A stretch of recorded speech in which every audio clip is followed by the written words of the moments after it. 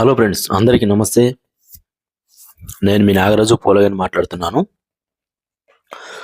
అయితే మనకి గత కొన్ని రోజుల నుంచి 'పుష్ప 2' పై ఒక యుద్ధం నడుస్తుందన్నమాట మన తెలంగాణ ప్రభుత్వం.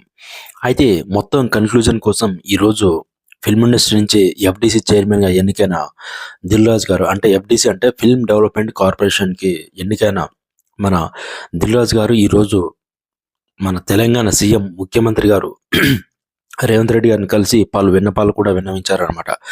అయితే మా కష్ట నష్టాలు మీరు తీర్చండి సార్, మీకు కూడా మేము అన్ని విధాల సహాయం చేస్తామని చెప్పి ఇద్దరి మధ్య, తెలంగాణ ప్రభుత్వం మరియు టాలీవుడ్ పెద్దల మధ్య సమక్షంలో వారిద్దరి మధ్య కూడా చర్చలు సఫలంగా సాగాయని చెప్పేసి దిల్ రాజు గారు అన్నారన్నమాట. అయితే వాస్తవంగా చెప్పాలంటే దీంట్లో 'పుష్ప 2' ఇన్వాల్వ్‌మెంట్ ఉందో లేదో మనకు తెలియదు కానీ, మిగతా విషయం అయితే మాత్రం మేము అన్ని విధాలా సహాయం చేస్తాం తెలంగాణ ప్రభుత్వానికి, మరియు తెలంగాణ ప్రభుత్వం కూడా మన టాలీవుడ్ ఇండస్ట్రీ